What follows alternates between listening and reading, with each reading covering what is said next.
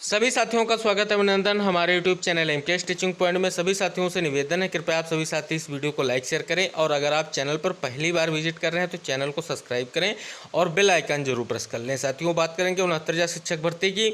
सबसे बड़ा सवाल 67,867 रिविजिट आखिर क्यों नहीं। साथियों, आपको हम अवगत करा दें, जिस प्रकार से हमने लगातार आपको चीज़ें उपलब्ध कराई और जैसा कि आउटपुट जो भी आते रहे उनके माध्यम से हम आपको जो भी नतीजे या खबरें प्राप्त होती रहे उनसे हम आपको यही अवगत कराते रहे हैं कि रिविजिट की प्रक्रिया को सरकार ने किस प्रकार अंजाम दिया, विभाग की तरफ से क्या निर्णय लिया गया, इसको लगातार सार्वजनिक नहीं किया जा रहा है और उसके पीछे जो कारण है उनको भी हमने आप सभी साथियों को पहले ही अवगत करा रखा है। हालांकि इसके लिए कोई ना कोई निर्णय जरूर लिया गया होगा, क्योंकि सिंगल बेंच का जो जजमेंट था उसको लेकर के निर्णय सरकार की मजबूरी थी। अब क्या सरकार की तरफ से निर्णय लिया गया है, क्या विभाग का रुख रहेगा, ये 17 जुलाई की आपकी जो सुनवाई लगी हुई है उसमें स्पष्ट हो जाएगा। तो कहीं ना कहीं जो अगली आपकी डबल बेंच की सुनवाई बहुत अहम है और आप सभी साथियों को पता है कि जो अंतर जनपदीय तबादले की स्थिति थी उसको इसी केस के कारण ही रोका गया है। तो कहीं ना कहीं चीज़ें स्पष्ट करनी पड़ेगी सरकार को, क्योंकि पेच उलझते जा रहे हैं, नए नए पेच निकल कर सामने आ रहे हैं। तो सरकार के पास मजबूरी है कि इस मुद्दे को जरूर सुलझाएगी, क्योंकि भविष्य में सरकार जो है अन्य भर्तियों के साथ साथ इस भर्ती को जो है निस्तारित कराने को लेकर के प्रयास जरूर करेगी। लेकिन आपको ये भी ध्यान में रखना है कि सरकार से जल्द इस मुद्दे को निस्तारित कराने को लेकर के प्रयास करना पड़ेगा और सरकार अपना रुख स्पष्ट करे कि किस निर्णय पर पहुंची। अगर रिविजिट नहीं किया गया है तो सरकार का आखिर पक्ष या सरकार किस आधार पर आगे बढ़ना चाह रही है, तो ये देखने वाली बात होगी। फिलहाल रिविजिट नहीं किया गया है, कब किया जाएगा, इन सभी सवालों का जो है स्पष्ट उत्तर जो है आपकी 17 तारीख की सुनवाई में मिलेगा। जैसे कि हमने आपको बताया था 6800 लिस्ट को लेकर के वैसा ही कुछ हुआ है। हमने आपको बताया था कि लो हाई मेरिट गुणांक का कोई भी बेस अभी नहीं है और वैसा ही कुछ निकलकर सामने आया है। साथियों के द्वारा कल भी मुलाकात की गई है डीजी जो आपके बेसिक हैं और सचिव सर से, सभी से मुलाकात हुई और स्पष्ट किया गया है सुनवाई को लेकर के, यानी कोर्ट केस को लेकर के उन्होंने स्पष्ट निर्देश दिए हैं कि कोर्ट केस में ही चीज़ें स्पष्ट हो पाएंगी। तो कहीं ना कहीं हमने आपको लगातार ये बताया है कि आपको केवल और केवल बांटने का प्रयास किया जा रहा है। अगर आप एकजुट होकर प्रयास करेंगे तो 6800 लिस्ट के लिए भी कोई ना कोई निर्णय सरकार को लेना पड़ेगा।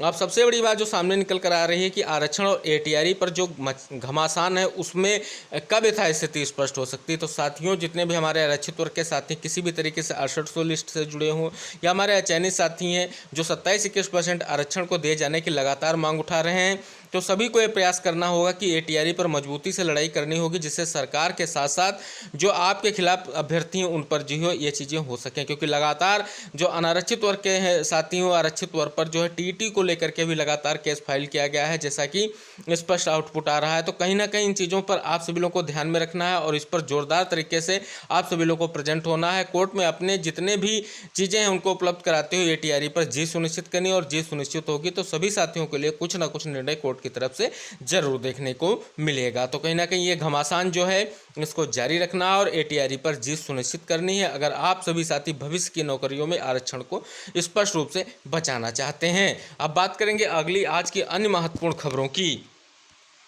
बहुत ही महत्वपूर्ण जानकारी सामने निकल कर आ रही है कि प्रदेश के 890 राजकीय माध्यमिक विद्यालयों में आउटसोर्सिंग के जरिए कंप्यूटर शिक्षकों की भर्ती होने जा रही है। प्रतियोगी छात्रों ने सवाल उठाया कि जब एलटी ग्रेड शिक्षक भर्ती के पदों पर समकक्ष अर्हता को लेकर के विवाद है तो आउटसोर्सिंग से भर्ती के लिए अर्हता का निर्धारण किस आधार पर किया गया। शासन ने तय किया है कि आउटसोर्सिंग से कंप्यूटर शिक्षक की भर्ती के लिए जैम पोर्टल के माध्यम से सेवा प्रदाता संस्था का चयन किया जाएगा। समग्र शिक्षा अभियान के तहत जो है कंप्यूटर शिक्षा के लिए केंद्र सरकार की ओर से 10 माह के लिए 30,000 रुपये प्रति माह की दर से धनराशि अनुमोदित की गई है। और साथ ही साथ जो है प्रतियोगी छात्रों ने उठाए हैं सवाल और मुख्यमंत्री को किया है ट्वीट। तो देख सकते हैं ये कहीं ना कहीं बहुत ही महत्वपूर्ण और विचारणीय विषय है, जिस प्रकार से इस मामले में आप सभी के सामने निकलकर चीज़ें आ रही हैं।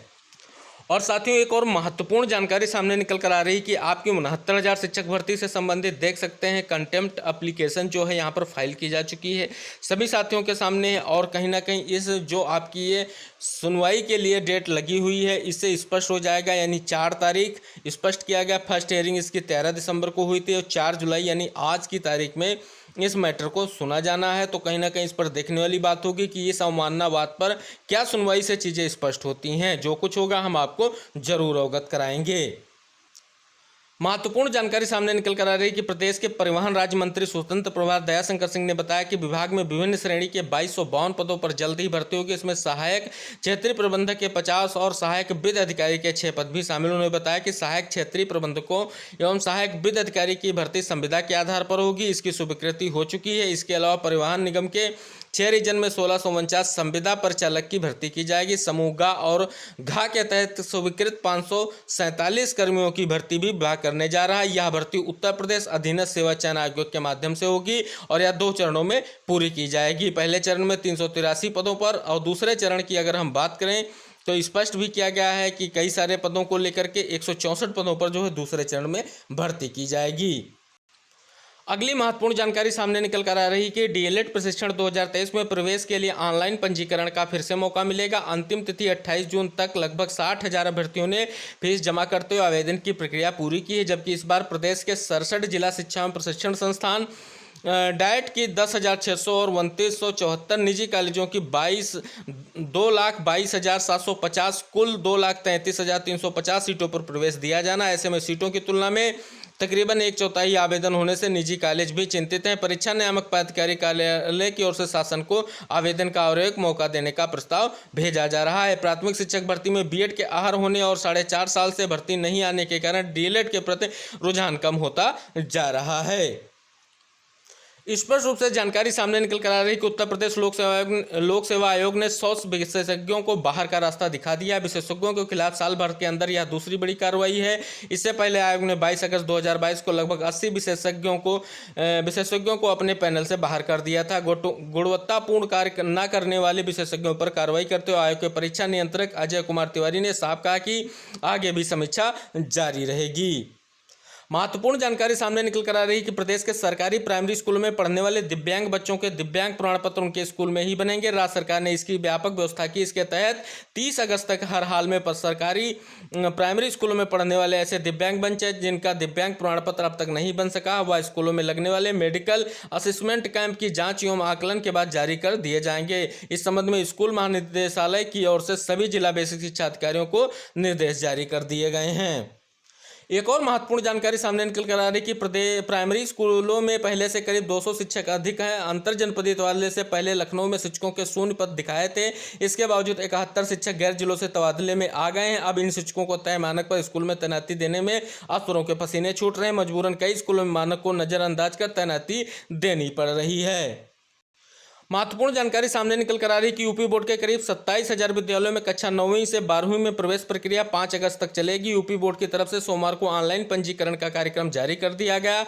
वहीं हाई स्कूल की स्क्रूटनी कंपार्टमेंट सफल छात्र छात्राओं के पास 11वीं में दाखिला लेने के लिए 20 अगस्त तक मौका दिया गया है। 10वीं और 12वीं की छात्र छात्राओं की परीक्षा शुल्क कोषागार में जमा करने की अंतिम तिथि 10 अगस्त निर्धारित की गई है। ये थी आज की महत्वपूर्ण खबरें। आशा करेंगे आप सभी साथी इस वीडियो को लाइक शेयर करेंगे, चैनल को सब्सक्राइब करेंगे। मिलते हैं महत्वपूर्ण खबरों के साथ, तब तक के लिए टेक केयर, बाय बाय, जय हिंद साथियों।